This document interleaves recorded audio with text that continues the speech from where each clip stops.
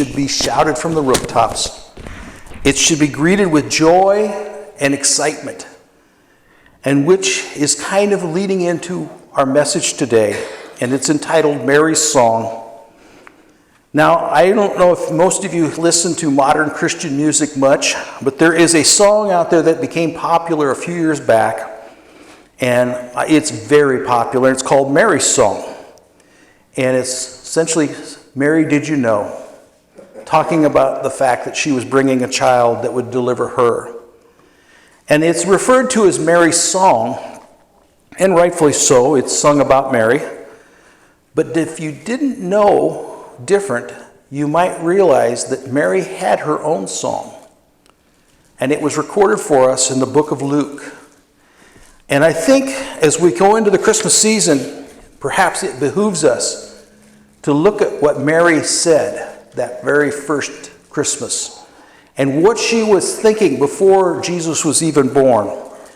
So if you'll join me in Luke 1, verses 39 through 55, it says, "In those days Mary arose and went with haste into the hill country, to the town in Judah. And there she entered the house of Zechariah and greeted Elizabeth. And when Elizabeth heard the greeting of Mary, the baby leaped in her womb. And Elizabeth was filled with the Holy Spirit, and she exclaimed with a loud cry, 'Blessed are you among women. Blessed is the fruit of your womb. And why is this granted to me, that the mother of my Lord should come to me? For behold, when the sound of your greeting came to my ears, the baby in my womb leaped for joy. Blessed is she who believed that there would be fulfillment of what was spoken to her from the Lord.' And Mary said, 'My soul magnifies the Lord, and my spirit rejoices in God my Savior, for he has looked on the humble estate of his servant. For behold, from now on all generations will call me blessed. For he who is mighty has done a great thing for me, and holy is his name. And his mercy is for those who fear him, and from generation to generation. He has shown strength with his own arm. He has scattered the proud in the thoughts of their hearts, and he has brought down the mighty from their thrones, and exalted the humble of estate. He has filled the hungry with good things, and the rich he has sent away empty. He has helped his servant Israel in remembrance of his mercy, as he spoke to our fathers, to Abraham, and to his offspring forever.'" You know, I think sometimes, especially as we get older, we've gone through the Christmas season, many seasons, and it's easy to get lost in the Christmas story. It's easy to go, heard that, seen that, okay, we're doing it again. And I think, sadly, what happens in that time frame is that we lose something. We lose the joy and excitement that Christmas is supposed to bring in us because we become complacent. We come to the point where we've seen so many. And for many, Christmas is not a season that it brings great memories. I don't know why, but the sad truth is many of you have lost loved ones in and around the Christmas season. And there will always be that sense of loss at this season. And there will always be that empty chair to remind you of that loss. And that makes it even more difficult to be rejoicing and happy in such a time. But there's also an attitude of, what are we waiting for? For the Jews in the time of Jesus, they were awaiting the Messiah that would deliver them. A Messiah that had been prophesied and told, even in the book of Genesis, would come, that would take them from deliverance. But here they were 4,000 years later, still waiting. And you know, when you wait for something long enough, it can become disheartening. Sometimes when the promise is not fulfilled immediately, you lose the anxiousness you once had. You can become complacent. You can start to feel disappointment. You can feel doubt. and you can lose hope. What we are seeing in Luke is the fruition of the promise that was given to mankind in Genesis, 4,000 years before this event, that said, I will send the Messiah. He will deliver you. And I think now in 2023, now some 2,000 years after that first Christmas, we too, like the Jews of old, have fallen into a complacency. We too have lost hope. We have become discouraged. We have become impatient. We desire to see Jesus return, and it seems like it's taking a little too long. And when it takes long, it's easy to be discouraged. What I see in that very first Christmas is two ladies who are rightfully excited. Mary and Elizabeth are getting ready to celebrate the birth of Jesus, the Messiah. Their joy is evident in their words. Their excitement is evident in the way they express themselves. We must look at their excitement and joy and ask ourselves, have we got that same joy and excitement? It's easy to get distracted by our world and all the problems therein. Let's face it, you're never going to have an easy life. Life will always get in the way of your joy and your excitement. And the longer we wait for Jesus' return, the more easy it is for the world to laugh and mock at us and say, it's been 2,000 years. He's not coming back. To which I answer, it was 4,000 years for the first coming. I'm not impatient yet. We haven't even reached that mark yet. We are waiting patiently for Jesus' return. And my friends, we are letting life steal our joy from us. Christmas should be one of the happiest, most joyous times of the year. But instead, it is a time of overspending, depression. As a police officer, I went to more family disputes in the Christmas season than ever before. One of the ones that scars my memory is I went to a family dispute, and there were two children while the husband and wife physically got violent with each other, and they were throwing things and hitting each other, and the two children were cowering under the Christmas tree. And I remember that because it was just such an emblematic of what it should not be. The season where these children should be full of joy and expectation, they cowered under a tree in fear as their parents violently attacked each other. That is exactly what the Christmas season is not supposed to be. But unfortunately, the world has a way of taking that joy and excitement and stealing it from us. Now, I'm not here to tell you that become a Christian and suddenly your problems go away. Indeed, for the Christian, there are always going to be troubles. You will always have struggles. You will always have pain in the Christmas season. That is part of your life on this earth.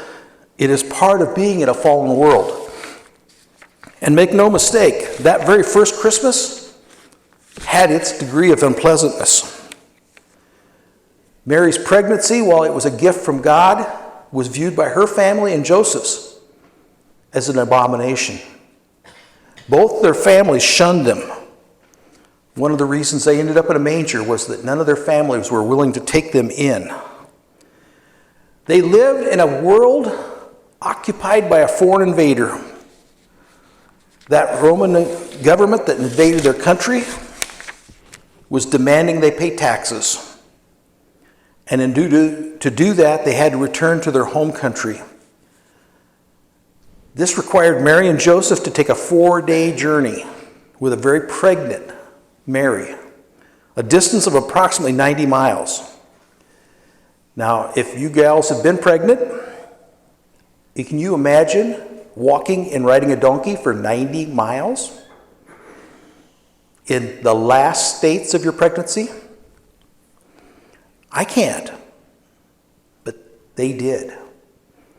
They had problems. They were going to pay taxes to a government they didn't like, shunned by their families who should be supporting them. But even though they were facing all these difficulties, they didn't overlook the big picture. Their Messiah was coming. This is what I believe is so much importance about Mary's song. She lived through the hardships. She had the difficulties. And yet she never forgot, my Redeemer is coming. Now, I don't think Mary understood fully all the trials and struggles she would face. And I think that's a blessing. You know, people say, I'd like to know what's going to happen tomorrow. And I go, do you really? Are you fully prepared to know all the troubles you're going to face? And the answer is, for most of us, I don't think so.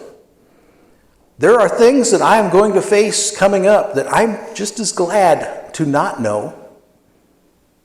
And I think for Mary and Elizabeth, that was true also. Both of them would bear children. Elizabeth would bear the Baptist, and Mary would bear Jesus, the Messiah. Both of them, their sons would die in violence. I don't think that would be something that they could have borne at this moment. And I think God spared them that knowledge, as he does us occasionally. When we look at the story of Christmas, when we look at Mary and Elizabeth's joy, we must remember that God's hand was at movement. So much of what we see in the Christmas story could easily be said, wow, what a mess. Why didn't God straighten the world out before he brought Jesus into it? And that misses the important part. To straighten the world out, Jesus had to come. The fact that the Messiah had to come and be delivered onto a cross was the only answer to the world that was facing. You know, the truth of it is, the mess the world was in needed Jesus Christ. The world you live in 2023 needs Jesus Christ. It needs a Savior. It needs a Messiah. Now, as we await the return of Jesus, it is easy to get distracted. It's easy to become discouraged. It's easy to have it steal my joy. If I don't refocus like Mary and Elizabeth did that one morning on the truth, our Messiah is coming. When we look at Mary's heart, we see an example of how our hearts should be. When I face Christmases that are difficult, and believe me, folks, you will face difficult Christmases. Most of you already have, and many of you will face more difficult ones ahead. That is not being pessimistic. It's being realistic. Christmas can be some of the most harsh times of the world. We see some of the most terrible atrocities happen around Christmas. And if we focus on those, other than the promise of our God, we can become discouraged. But remember what Mary said. He has shown strength in his arm. He has scattered the proud in the thoughts of their hearts. He has brought down the mighty from their thrones and exalted those who have humble estate. He has filled the hungry with good things, and the rich he has sent away empty. He has helped his servant Israel in remembrance of his mercy, as he spoke to our fathers, to Abraham, and to his offspring forever. Mary's excitement and joy is very clear in her song. Not that she wasn't facing struggles and problems, because she had plenty, but she had a joy that overrode any problem she was facing. Her Messiah was coming. That long-promised Messiah that for 4,000 years her people had waited for was coming. And her excitement was real. And it should be contagious. And it is contagious if I'm willing to trust God like she trusted God. My friends, nothing this world can throw at you, no problem, no illness, no every problem that this world can have can take away that joy if your clear understanding is, my Messiah is coming. We as Christians love to say that Jesus heals all injuries and wounds and illnesses. And he does. Now, for some of us, we want to see that here on earth, and he does occasionally do that on earth. But there are times when we must wait till heaven to see that healing. That makes it no less miraculous. It makes that no less a blessing. I can tell you, for all the folks that have gone into heaven as invalids, who are unable to do anything, the moment they met Jesus Christ in heaven, they were restored. They were complete. There was no illness. There was no sickness. There was no weakness. They were healed. That, my friends, should fill me with joy and excitement and expectation. I love the Bible because what it does is it takes real life situations and it shows me how to make them applicable to my life. You know, I've heard this phrase so many times as a pastor. God could not possibly understand what I'm dealing with right now. And I'm here to tell you, my friends, that while I've heard that 100 times, the answer to it is always the same. Is God not only understands, but he has experienced the same agonies, the same struggles, the same pains that you have. He fully understands. In fact, he understands better than you what you're going through. Because God knows me better than I know me. Nothing in my life will take God by surprise.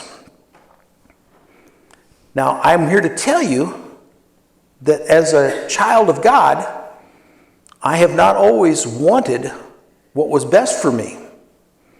Like the child who would eat cookies 3 meals a day, I sometimes desire things that probably aren't the best thing for me. And my God says sometimes, no, that's not the best thing for you, Rick. As a Christian, I have to learn to trust his judgment over mine. Mary and Elizabeth were facing hard times ahead. They were struggling already with hard times.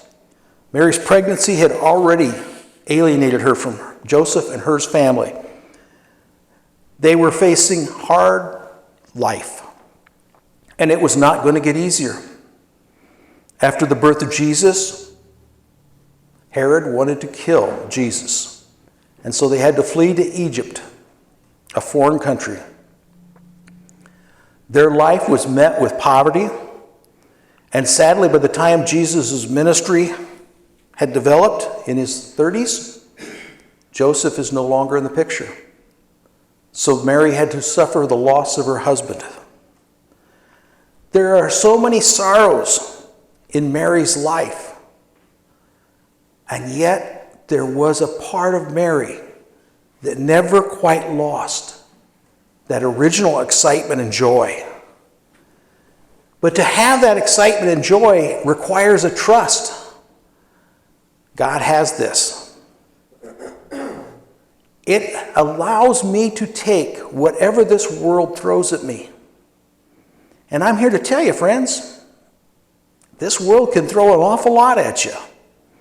I've seen some pretty ugly days. And I have zero doubt that I may not have seen the worst of them. And as I said before, Christmas can be some of the most tragic times because it is the time of loss. It is a time of suffering. If I allow it, those struggles and those times of doubt can take away my joy and excitement. But if I'm willing to trust God, no matter what, that joy and excitement can come through. Elizabeth and Mary were celebrating the birth of their Messiah. The long-awaited Messiah that 4,000 years had been promised, and now it was happening. They had waited for so long. So many had lost hope, given up, and said, I guess it's not going to happen. Now, some 2,000 years later, in 2023, I see that same attitude developing. Well, we're in a time of hardship. We're in a time of trouble. Our churches are shrinking. God must have just forgotten us. There's no reason for joy. There's no reason for excitement. The troubles overwhelm the truth. And my friends, that attitude will steal your joy and your excitement. The excitement you should have in 2023 is your Messiah is coming. He is coming again. He is going to take us home. He is going to deliver us. He is going to take us back to heaven. I want to read to you John 14, 1 through 3. This is Jesus talking to his disciples. Let not your hearts be troubled. Believe in God. Believe also in me. In my Father's house are many rooms. If it were not so, I would have told you. But I go to prepare a place for you. And if I go to prepare a place for you, I will come again, and I will take you to myself, and where I am, you may also be. My friends, your Messiah is coming. He will return, and he is going to take us home. Do you have that excitement? Do you have that joy about that? Or does the world steal that joy from you? There's too many times in my life where I've known that truth, but I've let the world steal my joy. I've let the world take my excitement. I have become impatient and desired for relief over the promise of God's promise. God's plan was very simple. Jesus, his son, would bear my sin on that cross. That sin had condemned me to hell. Nothing I could do, nothing I could be, nothing I could ever accomplish could wipe away that sin debt. Only the flawless sacrifice of the Lamb of God, the Son of God, could pay that price. He paid that price individually for each of us. I've said it many times, but I want to repeat it because I think it's important. Because it's a point that as a young Christian I did not accept. But I firmly believe that as Jesus hung on that cross, he looked throughout time and he saw each and every one of your faces. And he saw my face. And he said, Lord, Father, give me Rick Bachman's sin so that I might die for them. My friends, Jesus Christ died for you alone. Yes, he died for the world, but he also died for you alone. He personally took your sin, and then he invites you to have a relationship with him so that he might be Lord of your life. He desires to take what we have as broken and transform us into something very complete. Jesus paid the debt on my cross because it was my cross that he died on. He took what should have been rightfully mine, my death, and he paid that penalty. And then he promised to go to heaven and prepare a place for me. My friends, if that does not fill you with excitement and joy, you aren't listening. A God delivered you from hell. You were going to hell. There was no ifs, ands, or buts about it. The law says all have sinned, all have fallen short of the glory of God. All deserve to go to hell because of our sin. And Jesus says, no, wait a minute. I will take that cost. I will pay that fine. I will die in their place. And not only that, but I will take and I will go and prepare a place for them in heaven, so that when they do leave this earth, they have a home. There are so many of us who have homes that we've lived in. I know people who lived in their house all their lives. Older generations were born in a house, and many of them died in that same house. Many of you have homes that you call your home. I remember moving to the place I'm at now. It's my great-great-grandfather's original farmstead. And I joked, this is my last move. The next move I make will be in a box, and I'm not doing any of the lifting, because I'd done a lot of moving up until that time for myself and others. And I rejoiced in the idea that, boy, I'm not moving again. But that misses a point. I am moving again. That home that I reside in today is not my home. It's my residence. My home has been built in heaven for me by the Son of God, Jesus Christ. My home is with God in his presence, worshiping him for all eternity. My friends, if that doesn't get you excited, if that doesn't fill you with joy, you're missing the point. Now, I'm truly going to tell you that I've spent too many Christmases without joy, without excitement. And that's easy to do in a world that will try to steal that from you every year. Just go into the stores today, fight the crowds, fight the bad attitudes, look at the overpriced stuff that's supposedly on sale, and realize it's marked up because it's Christmas. Look at the bad attitudes. Look at the terrible things going around you. And man, I'm here to tell you, it's difficult to retain your joy and excitement for the Christmas season, because this world seems intent to steal that from you. And that, my friends, is no accident. You see, Satan does not want you excited about the birth of Jesus Christ. He doesn't want you having joy over the return of Jesus Christ. He wants to distract you and say, here, look at all this trouble, all these struggles. My friends, these are distractions. Nothing this earth can do to me, nothing it can shove at me will change the fact that my Messiah came and died on a cross for me, for you. And my Messiah went back to heaven to prepare a place for me and for you. That, my friends, is exciting. It's joyful. And as much as the world wants to take me away from that joy and that excitement, I must remember the joy and excitement that Mary and Elizabeth shared that first year as they were expecting their babies. And I need to recapture some of that for myself in 2023. As we go into Christmas, my friends, focus on your Messiah is coming.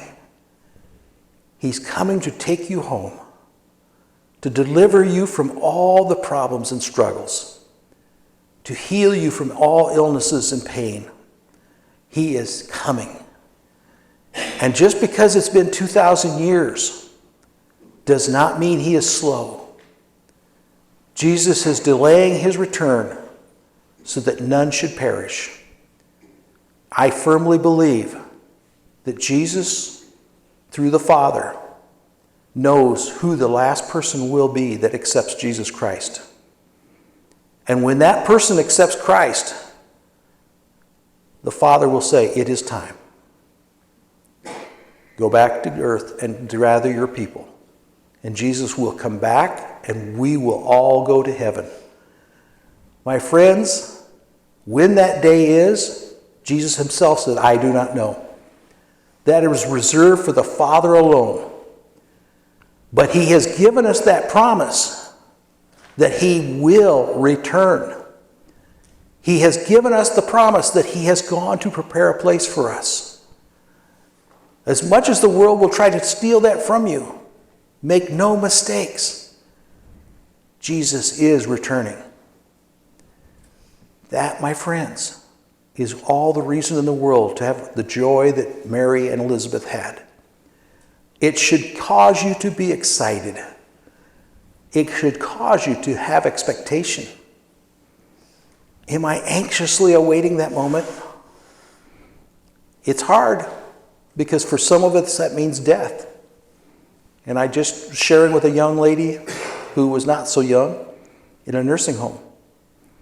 And she goes, "I'm a Christian, but I fear death. It's coming. I know it is, but I fear it." And she goes, "Is that wrong for a Christian?" And I said, "No, it's not. It's actually not normal. Death is a scary thing. But my friends, our Messiah has overcome death. Our Messiah has delivered us from the sins that took us to hell. We have good reason to be excited. Let us consider that as we look at the Christmas season ahead. Thank you.